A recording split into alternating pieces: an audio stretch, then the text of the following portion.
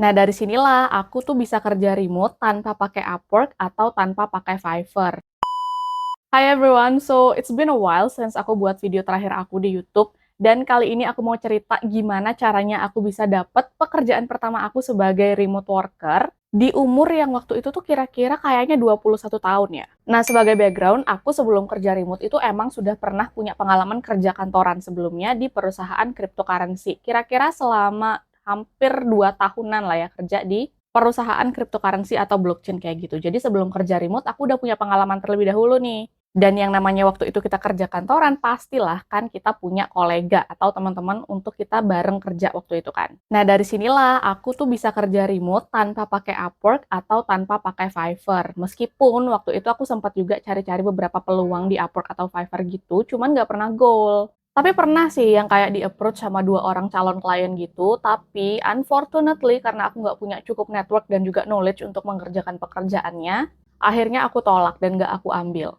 Dan berbekal pengetahuan dan knowledge yang aku punya waktu itu seputar cryptocurrency, community manager, PR, dan juga social media atau content creation, teman-teman kerja aku udah pada tahu kira-kira aku tuh bisanya apa, aku tuh bagusnya di mana, aku tuh sukanya ngerjain apa. Nah, ketika kita sudah kerja dengan teman-teman kita, dan mereka udah tahu kita punyanya apa, skillnya apa, bisanya apa, teman-teman aku ternyata merekomendasikan aku untuk kerja jadi community manager di salah satu perusahaan yang ada di Singapura. Dan ini tuh kayak juga waktu itu company aku atau misalkan teman-teman dari company aku sebelumnya, itu udah mulai pindah kerja juga dan ada yang di Singapura, ada yang di Jepang, tapi bekerja secara remote. Jadi company-nya aja tuh yang ada di sana.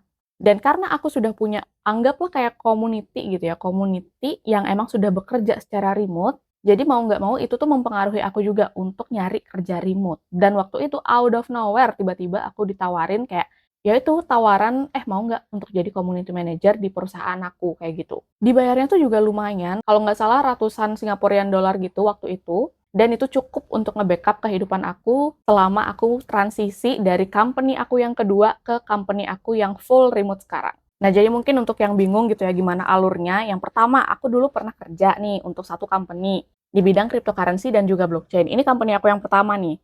Habis itu kontrak aku habis, aku pindah ke company yang kedua, masih berhubungan seputar cryptocurrency dan blockchain juga.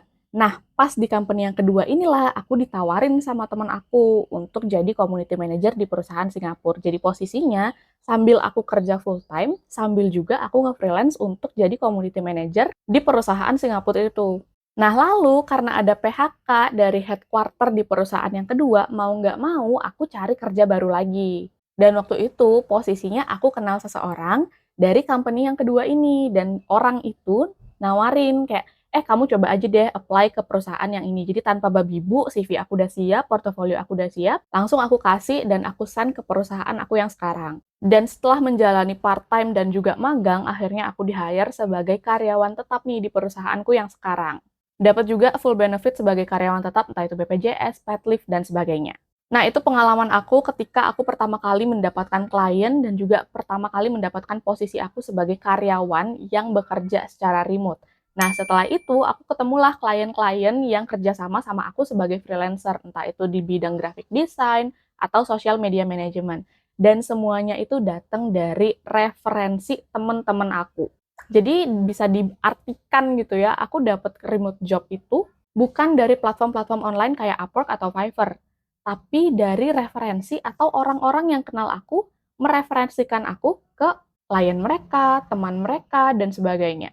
Jadi bukan cuman Upwork atau Fiverr aja nih, tempat di mana kalian bisa cari kerja remote. Network pun jadi salah satu media yang worth it banget untuk teman-teman cari kerja remote. Karena ini base dari pengalaman aku juga ya. Kebanyakan perusahaan atau company yang pengen nge-hire orang dengan posisi kerja remote, mereka bakalan nanya sama karyawan-karyawan mereka sebelumnya. Kenapa? Karena yang pertama itu lebih mempermudah mereka dalam proses seleksi. Terus yang kedua itu mempercepat mereka juga dalam nyari orang yang sesuai sama kriteria yang dicari. Dan jatuhnya tuh lebih percaya aja gitu sama orang ini karena sudah direferensikan sebelumnya sama karyawannya. Dalam artian karyawannya dianggap sudah tahu lah kemampuan orang ini tuh kayak gimana, skillnya kayak gimana, mampu atau tidak memenuhi ekspektasi perusahaan, dan sebagainya. Dan untuk bisa dilihat sebagai orang yang lumayan kompeten di bidangnya, di kalangan orang-orang terdekat kita, menurut aku teman-teman perlu siapin juga yang namanya mental teman-teman untuk terus nyoba-nyoba dan terus tawarin jasa teman-teman ke orang-orang sekitar. Terus siapin portofolio, CV, ataupun misalkan sosial media, personal branding, kayak gitu. Jadi teman-teman nanti low effort nih ketika memperkenalkan skillnya teman-teman, karena orang-orang juga udah bisa sadar bahwa teman-teman itu bisanya apa. Sesimpel sharing sesuatu yang teman-teman kerjain di sosial media. Oh misalkan teman-teman lagi ngedesain sesuatu nih, sharing aja di sosial media, atau teman-teman lagi ngebuat desain website nih, ya udah sharing aja di sosial media karena itu ngebantu teman-teman memasarkan skillnya teman-teman juga ke network-network yang udah teman-teman punya. Dan mungkin teman-teman masih bakal banyak kan yang nanya, terus gimana buat portofolionya? Terus gimana caranya untuk meyakinkannya? Nah, caranya itu gampang sebenarnya, teman-teman bisa tinggal buat yang namanya personal project.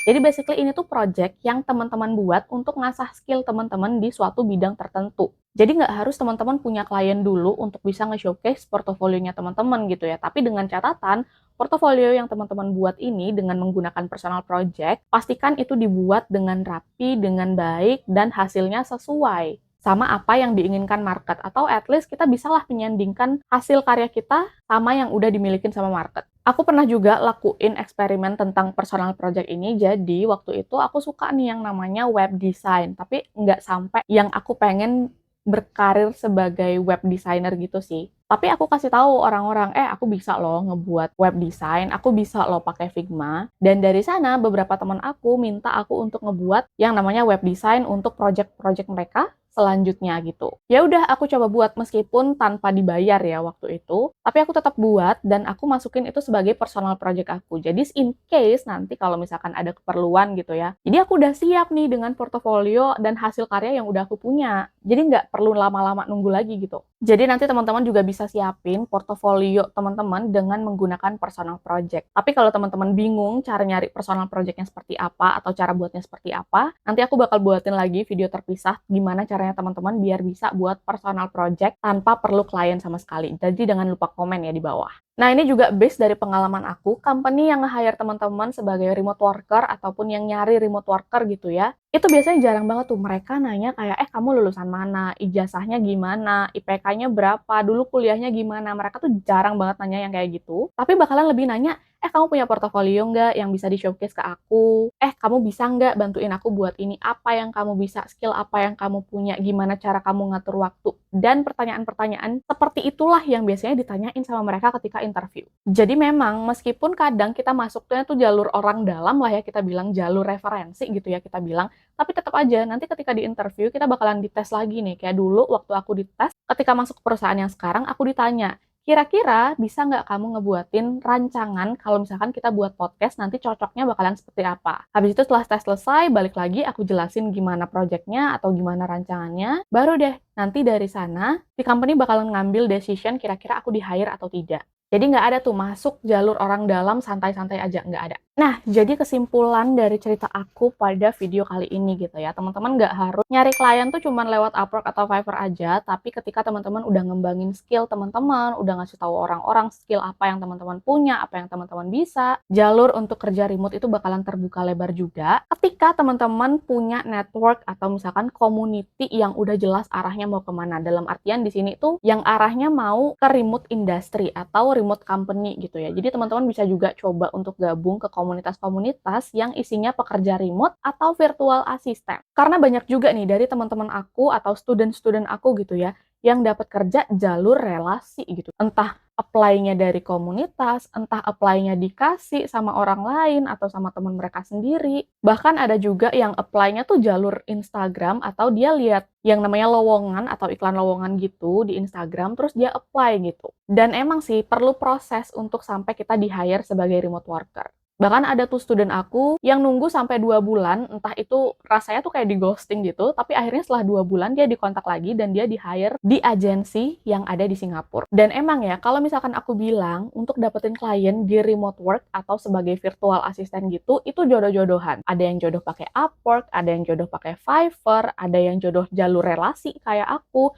ada juga mungkin yang jodoh dari Instagram. Jadi tiap orang tuh nggak bisa dipukul rata dan semua orang tuh punya platform mereka masing-masing. Jadi saran aku buat teman-teman yang pemula atau baru nyoba kerja sebagai remote worker, jangan cobain satu platform aja. Teman-teman bisa perluas lagi network yang teman-teman punya, yang teman-teman pakai, dan jangan lupa juga untuk bangun personal branding, entah di Upwork, Fiverr, LinkedIn, Glean, project.co.id, Freelancer, Dribbble, Behance, dan sebagainya macamnya. And yap, segitu dulu video untuk kali ini. Hopefully bisa ngebantu teman-teman ngerasa tercerahkan gimana caranya untuk dapetin klien sebagai remote worker gitu ya. Sip, thank you for watching dan jangan lupa untuk subscribe dan juga komen kira-kira aku harus buat video apa ya. And see you di next video. Bye-bye!